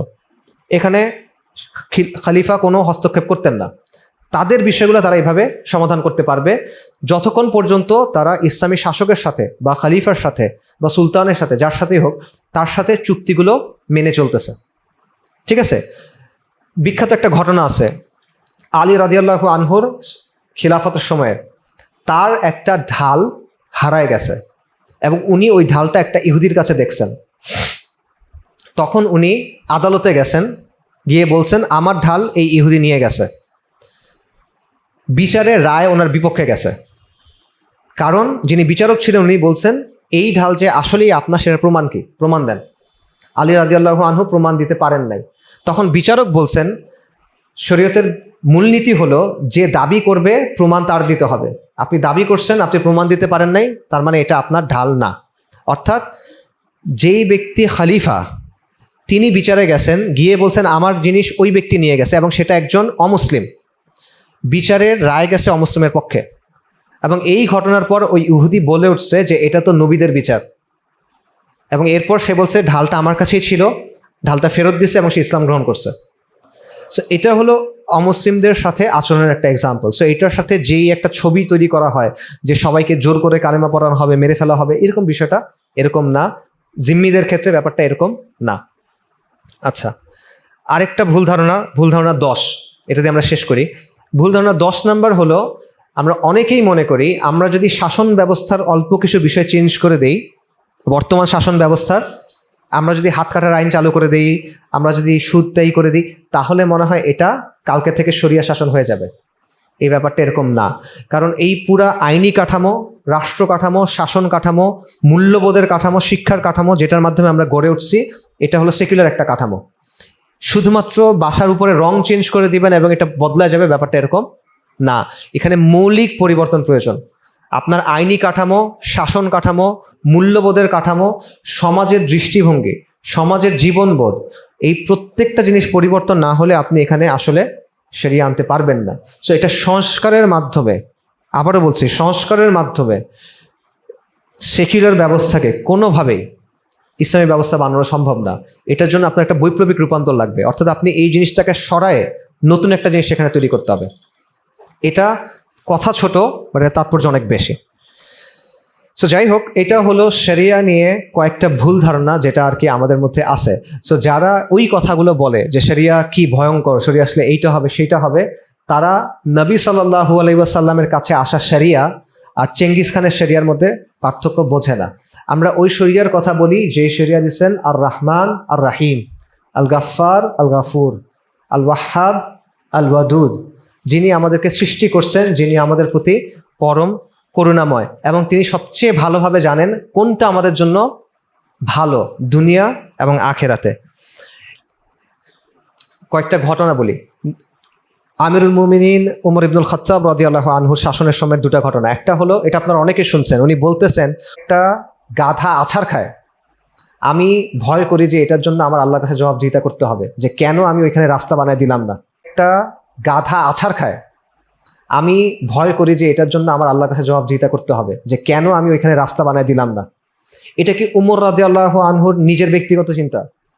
না, এটা শরীয়তের শিক্ষা, যে শরীয়ত শাসককে এইরকম দায়িত্ব দেয় যে একটা মাখলুক যেটা মানুষ না, সেটারও যদি ক্ষতি হয়, এই শাসক ভয় পাচ্ছে যে আমার আল্লাহর কাছে জবাবদিহিতা করতে হবে, মানে সে কোন পর্যায়ের খাদেম হইতে হবে তাকে। আরেকটা ঘটনা, সেটা হলো উমর রাদিয়াল্লাহু আনহুর শাসনের সময় এক ব্যক্তি মিশর থেকে মদিনায় আসছে, কিপ্তি ব্যক্তি, কপ্ট বেসিক্যালি। সো এসে বলতেছে, ওই সময় মিশরের গভর্নর ছিলেন আমর ইবনুল আস রাদিয়াল্লাহু আনহু, ওনার ছেলের নাম মুহাম্মদ। মুহাম্মদের সাথে তার একটা ঘোড়া দৌড় হয়েছে, রেস হয়েছে, এবং ওই রেসে কে জিতছে এটা নিয়ে একটা তর্ক হচ্ছে। তো ওই লোক বলছে আমি জিতছি, আর মোহাম্মদ ইবনে আমর ইবনুল আস উনি বলছেন না আমি জিতছি। তো মোহাম্মদ ইবনে আমর ইবনুল আস, তার বাবা যেহেতু গভর্নর, উনি কি করছেন, ওই লোককে মারছেন, এবং মারার সময় বলছে আমি সম্ভ্রান্ত বংশের ছেলে, আমি উচ্চ বংশের সন্তান। তো এই লোক উমর রাদিয়াল্লাহু আনহুর কাছে এসে বিচার দিছে। উমর রাদিয়াল্লাহু আনহু শুনছেন, তারপর বলছেন তুমি মদিনায় থাকো। এরপর তিনি চিঠি লিখছেন আমর ইবনুল আসের কাছে, মিশনের গভর্নরের কাছে। চিঠি লিখে বলছেন এই চিঠি পাওয়া মাত্র তুমি এবং তোমার ছেলে মুহাম্মদ মদিনাতে আসবা সাথে সাথে। চিঠি পাইছেন, আমর ইবনুল আস ভয়ে ভয়ে মদিনায় আসছেন রাদিয়াল্লাহু আনহু, কারণ ওমর রাদিয়াল্লাহু আনহু চিঠি পাঠিয়েছেন ঘটনা কি। আসার পর ওমর রাদিয়াল্লাহু আনহুর সামনে একটা ছোট বিচার হয়েছে। বিচারের পর ওমর রাদিয়াল্লাহু আনহু বলছেন দেখা গেছে যে ওই ব্যক্তির কথাই সঠিক, সেই আসলে রাইট ছিল এবং তাকে মারাটা ভুল হয়েছে। ওমর রাদিয়াল্লাহু আনহু ওনার যে লাঠি ছিল সেই লাঠি ওই কিপ্তি লোককে দিয়েছেন, তারপর দিয়ে বলছেন উচ্চ বংশের সন্তানকে মারো, সম্ভ্রান্ত পরিবারের সন্তানকে মারো, এখন তোমার যতক্ষণ ইচ্ছা ততক্ষণ মারো। ওই লোক মারছে, মারার পর বলছে এবার আমর ইবনুল আসের টাক মাথার উপরে মারো। আমর ইবনুল আসের মাথার তখন চুল ছিল না, বলছে তার মাথার উপরে মারো। কেন মারো? কারণ তার ছেলে যে এত গরম, এটা কেন? তার বাবার কারণে। তার ছেলে মারছে তার বাবার অবস্থানের কারণে। গভর্নরকে মারতে বলতেছে একটা সাধারণ কিপ্তিকে, সাধারণ একজন নাগরিককে। এটা হলো ইসলামী শরিয়ার অবস্থা। আর এর সাথে আপনি বর্তমান বাংলাদেশের অবস্থা মিলায় দেখেন, আমাদের অবস্থা মিলায় দেখেন। সো শরিয়া ভয়ঙ্কর কিছু না, বরং শরিয়া হলো আমাদের জন্য সহজ করার জন্য আল্লাহ যেটা দিয়েছেন। এটা আল্লাহ আযজা ওয়া জাল্লার নিয়ামত। আমি আবারও বলছি, এটা আমাদের উপর আবশ্যক। আল্লাহ যদি চাইতেন আমাদের জন্য এমন বিধান দিতে পারতেন যেটা আমার জন্য কষ্টকর, আমরা মানতে পারতেছি না, আমাদের জন্য অনেক কষ্ট হয়ে যায়। আল্লাহ এটা করেন নাই, কারণ কষ্ট হলেও আপনার মানতে হইতো। আপনার তো সুযোগ নাই। আমাদের যে 5 ওয়াক্ত সালাত, এটা যদি 50 ওয়াক্ত হইতো, আপনারা তো জানেন, এই হাদিস তো শুনছেন, মিরাজের রাতের হাদিস। আপনার কোনো অপশন ছিল কিনা? কোনো অপশন নাই। মালিক যেটা বলবে এটার কোনো বলার কিছু আর নাই। কিন্তু এটা আল্লাহর নিয়ামা, এটা আল্লাহর রাহমা, যে আল্লাহ আমাদের এমন এক শরিয়া দিয়েছেন যেটা বাস্তবতার সাথে মিলে এবং যেটা আমাদের দুনিয়াকে সহজ করে। কিন্তু তারপরও আমরা এই বিষাক্ত জিনিসের পেছনে ছুটতেছি, তারপর আমরা ওই বিষয়ের পিছনে ছুটতেছি যেটা আমাদেরকে ধ্বংসের দিকে নিয়ে যাচ্ছে দুনিয়া এবং আখেরাতে। আমরা কোন শরিয়ার কথা বলতেছি? আমরা ওই শরিয়ার কথা বলতেছি যেটা পিতাকে নির্দেশ দেয় তার সন্তানের প্রতি স্নেহশীল হইতে, যেটা সন্তানকে নির্দেশ দেয় তার পিতামাতার সেবা করতে বৃদ্ধ বয়সে, যে বয়সে আমাদের সমাজে আমরা গিয়ে কি করতেছি এখন? বৃদ্ধাশ্রমে গিয়ে দিয়ে আসতেছি। এটা ওই শরিয়া যেটা শাসকদেরকে বলে যে তুমি প্রজাদের খাদেম, তুমি প্রজাদের প্রতি নমনীয় হবা, অন্যের বিচার করার আগে নিজের বিচার করবা। এবং এটা হলো ওই শরিয়া যেটা প্রত্যেকটা মানুষের, সে মুমিন হোক অথবা সে কাফের হোক, তার যে হক আছে, প্রত্যেকটা মাখলুকের যে হক আছে সেটার নিশ্চয়তা দেয়। আপনারা এই ঘটনা শুনছেন যে আব্বাসি খলিফা মুতাসিম বিল্লাহর সময় একজন নারীকে সীমান্তবর্তী প্রদেশে রোমানরা ধরে নিয়ে গেছে, এবং সেই মহিলা তখন চিৎকার করে বলছে ওয়া মুহতাসিমা, যে হে মুহতাসিম, এরকম। তখন রোমানরা হাসতেছে যে তুমি কি মুহতাসিমকে ডাকতেছো? তুমি কি মনে করছো সে এখন এখানে আসবে? তুমি মনে করতেছো যে মুহতাসিমের সাদা কালো ঘোড়া আছে, সেই ঘোড়া করে সে এখন আসবে? এই খবর যখন মুহতাসিমের কাছে পৌঁছাইছে, মুহতাসিম বলছে লাব্বাইক। মুহতাসিম বলছে সৈন্যবাহিনী প্রস্তুত করো, যেই সৈন্যবাহিনীর শুরুতে থাকবে 4000 ঘোড়া, সাদা কালো ঘোড়া। কেন সাদা কালো ঘোড়া? কারণ ওই রোমানরা বলছিল যে তুমি কি মুহতাসিমকে ডাকতেছো, তুমি মনে করতেছো মুহতাসিম তার সাদা কালো ঘোড়ায় চড়ে আসবে?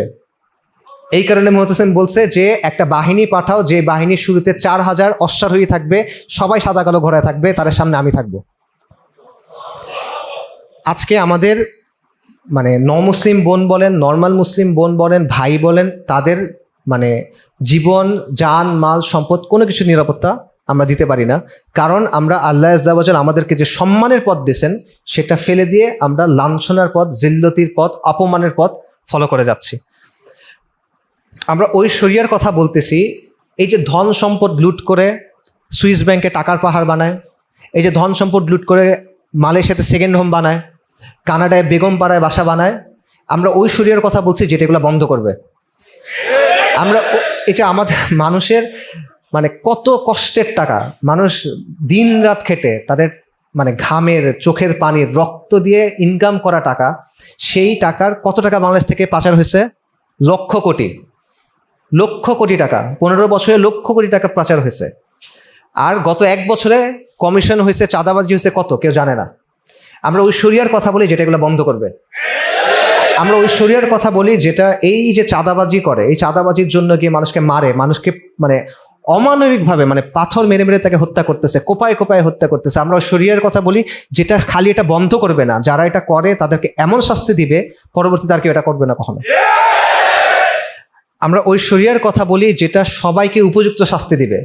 আপনি এইটা বলবেন না, অবাস্তব কথা বলবেন না যে গুম, খুন, নির্যাতন, ক্রসফায়ার কেউ করে নাই, শুধু একটা লোক করছে, একটা লোক 1000 মানুষ হত্যা করছে। এই অবাস্তব গাল গল্প কাকে বলেন আপনি? একটা মানুষের 1000 লোক হত্যা করতে কদিন লাগে হিসাব করেন তো আপনি। সে কি দিনের প্রতিটা ঘন্টায় সে মানুষ হত্যা করতেছে? প্রতি ঘন্টায় একজন করে মানুষ, তার রুটিন করে মানুষ হত্যা করে। এইসব অবাস্তব কথা কাকে বোঝায়? একটা প্রাতিষ্ঠানিকভাবে বাংলাদেশের নাগরিকদের ধরে ধরে গুম করা হয়েছে, অত্যাচার করা হয়েছে, খুন করা হয়েছে, মিথ্যা মামলা দেওয়া হয়েছে। সেটার বিচার কিন্তু বাংলাদেশে হয় নাই, হবে বলে মনে হচ্ছে না, কারণ আপনি একটা গল্প সাজাইছেন যে এটা একজন লোক করছে সব। শরিয়া হলো ওই ব্যবস্থা যেটা এখানে এরকম কোনো কিছু হবেই না। শরিয়া হলো ওই ব্যবস্থা যেটা এমন একটা সিস্টেম তৈরি করে যেখানে এরকম কোনো কিছুই হবেই না। এবং শরিয়া হলো ওই ব্যবস্থা যেটা নিশ্চিত করবে যে জনগণ, শাসক কখনো এই ধরনের জুলুম মানুষের উপর করতে পারবে না। সো শরিয়া হলো ওই অবস্থাটা নিশ্চিত করবে যে আমাদের সমাজে ডাস্টবিনের ছোট বাচ্চা পড়ে থাকে, নবজাতক শিশু পড়ে থাকে, ছাত্রী হোস্টেলের ট্রাঙ্কের ভেতরে, জাহাঙ্গীরনগরের ঘটনা আছে এরকম, ছাত্রী হোস্টেলের ট্রাঙ্কের ভেতরে নবজাতক শিশু পড়ে আছে। শরিয়া হলো ওই ব্যবস্থা যেটা নিশ্চিত করবে এটা ঘটবে না। শরিয়া হলো ওই ব্যবস্থা যেটা নিশ্চিত করবে যে সীমান্তে ফেলানিদেরকে এভাবে মেরে ঝুলাই রেখে যাবে, এটা হবে না। ওরা যদি এটা করে ওদেরও ওই অবস্থাই হবে। আজকে আমরা বাংলাদেশের এত আবাদি, মানে এত মানুষ, বাংলাদেশের এত মানুষ তো রিজিক নিয়ে আসছে আল্লাহর কাছ থেকে। তা রিজিক নিয়ে আসছে না, এত মানুষ রিজিক নিয়ে আসছে। এই রিজিক থেকে যেই প্রতিটা জায়গা থেকে আপনি টাকা কাটতেছেন, তার ভ্যাট কাটতেছেন, তার ইনকাম ট্যাক্স কাটতেছেন, জমির ট্যাক্স, এই ট্যাক্স সেই ট্যাক্স, রাস্তায় চাঁদাবাদি। আপনাদের এখানে আসার সময় আমাদেরকে হাতি দিয়ে থামায় টাকা নিছে, মানে কথার কথা আর কি। তো এরকম জিনিস কন্টিনিউয়াসলি আপনি নিচ্ছেন, এরপর এটা কোথায় খরচ করেন? আপনি এটা খরচ করেন হারামের জন্য, আপনি এটা খরচ করেন কুফরের জন্য। শরিয়া হলো ওই ব্যবস্থা যেটা এগুলো সবগুলো বন্ধ করবে। আজকে আমরা এত আবাদি, এত মানুষ, পৃথিবীর সব জায়গায় বাংলাদেশের মানুষ আছে, পৃথিবীর সব জায়গায় বাংলাদেশের মানুষের ভালো অবস্থানও আছে, সবার ভালো অবস্থান নাই। বাট আপনি সিলিকন ভ্যালি বলেন, আমেরিকার আইটি জায়গাগুলোতে, সেখানেও দেখবেন বাংলাদেশের ভালো মানুষ আছে, গুগলে কাজ করে, অ্যামাজনে কাজ করে, বড় ব্যবসা করে, সব জায়গায় আছে। কিন্তু জাতি হিসেবে আমরা অপমানিত এবং লাঞ্ছিত। এটা কোনো ভুল কথা না, বাস্তবতা। পুরা বিশ্বে বাংলাদেশ যখন বলে, কেউ সম্মানের অবস্থান মনে করে না। তো এই সম্মানের অবস্থান আমরা মনে করবে কেন? কারণ আমরা নিজেরা নিজেদেরকে সম্মানিত মনে করি না। আমরা নিজেরা এমন সব জিনিসের পেছনে ছুটতেছি যেটা আমাদের কখনো সম্মান দিবে না। সো শরিয়াকে নিয়ে ভয় পাওয়ার কিচ্ছু নাই। শরিয়া নিয়ে আমি আপনাকে একটা উদাহরণ দেই। আবদুল্লাহ ইবনে উবাই, যেই সমাজে শরিয়া সবচেয়ে ব্যাপকভাবে নিখুঁতভাবে বাস্তবায়িত হয়েছিল, এটা হলো মদিনা, রাসূলুল্লাহ সাল্লাল্লাহু আলাইহি ওয়াসাল্লামের সময়। আবদুল্লাহ ইবনে উবাই মুনাফিকদের সর্দার, রাইট? এই ব্যক্তিকেও মদিনাতে শাস্তি দেওয়া হয় নাই, কারণ সে প্রকাশ্যে ইসলামের বিরোধিতা করে নাই। তো আমাদের সমাজে আমাদের যে মুসলিম ভাই বোনরা আছে, যারা হয়তোবা দিন পালন করতে পারেন না, যারা হয়তোবা গুনাহ করেন, যারা হয়তোবা কবিরা গুনাহ করেন, তারা আবদুল্লাহ ইবনে উবাইয়ের চেয়ে ভালো না খারাপ বলেন? তাদের পায়ের ধুলো আবদুল্লাহ ইবনে উবাইয়ের চেয়ে ভালো। তো তাদের ভয় পাওয়ার কি কারণ আছে? ভয় পাওয়ার কোনো কারণ নাই। শরিয়া নিয়ে ভয় পাবে কে? শরিয়া নিয়ে ভয় পাবে কওমে লুতের মতো লোকরা, যারা নবীকে এসে বলছিল যে তোমরা তো পবিত্র থাকতে চাও, তোমরা বের হয়ে যাও, মানে যারা পবিত্র থাকতে চায় না। শরিয়া নিয়ে ভয় পাবে ওই লোকটা যে মদ খেয়ে মুখে মদের গন্ধ নিয়ে রাস্তায় বাইর হয়। শরিয়া নিয়ে ভয় পাবে ওই লোকটা যে 4 জন সাক্ষী দেখে যে জিনা করে, সে হলো শরিয়া নিয়ে ভয় পাবে। বাট এর বাইরে বাকি যত মানুষ আছে তাদের শরিয়া নিয়ে ভয় পাওয়ার কোনো কিছু নাই। যখন নবী সাল্লাল্লাহু আলাইহি ওয়াসাল্লামের নবুয়তের শেষ দিকে উনি কয়েকটা চিঠি লিখছিলেন। একটা চিঠি ছিল রোমান সম্রাটের প্রতি, একটা চিঠি ছিল পারস্যের সম্রাটের প্রতি, আরেকটা ছিল সম্ভবত নাজাশীদের প্রতি। তো পারস্যের হরমুজান যখন চিঠি পাইছিল, চিঠিতে বলা হয়েছিল যে মুহাম্মদ রাসূলুল্লাহর পক্ষ থেকে পারস্যের রাইসের প্রতি তোমরা ইসলাম গ্রহণ করো, ইত্যাদি ইত্যাদি। এই চিঠি যখন পাঠানো হয়েছিল, হরমুজান এই চিঠি ছিঁড়ে ফেলছিল এবং সে বলছিল যে আরবরা কালকে পর্যন্ত মরুভূমিতে কুকুরের মতো ছুটাছুটি করত, তাদের কিরকম স্পর্ধা যে তারা আমাকে চিঠি পাঠায়। এই ঘটনার পর নবী সাল্লাল্লাহু আলাইহি ওয়াসাল্লাম হাসছিলেন এবং উনি বলছেন যে সে আমার চিঠি ছিঁড়ে ফেলছে, আল্লাহ তার সাম্রাজ্য ছিঁড়ে ফেলবেন। তো এই ঘটনার পর কয়েক বছর পরে, অল্প খুব বেশি সময় পর না, উমর রাদিয়াল্লাহু আনহুর শাসনের সময় কথা, পারস্যের সম্রাট ইয়াজদেগার্দ, তৃতীয় ইয়াজদেগার্দ মুসলিম বাহিনী আগায় আসতেছে, তাকে কেউ থামাইতে পারতেছে না। একটার পর একটা বিজয়, মানে তারা চিন্তাই করতে পারে না যে এইভাবে তারা দখল হয়ে যাবে। এই অবস্থায় সে চীনের শাসকের কাছে সাহায্য চেয়ে চিঠি পাঠাইছে, চীনের সম্রাটের কাছে। চীনের সাম্রাজ্য 5000 বছরের পুরানো, তাদের চেয়েও পুরানো। তাদের কাছে সাহায্য চেয়ে পাঠাইছে, এরা আমাদেরকে আক্রমণ করতেছে, আমাকে সাহায্য করো।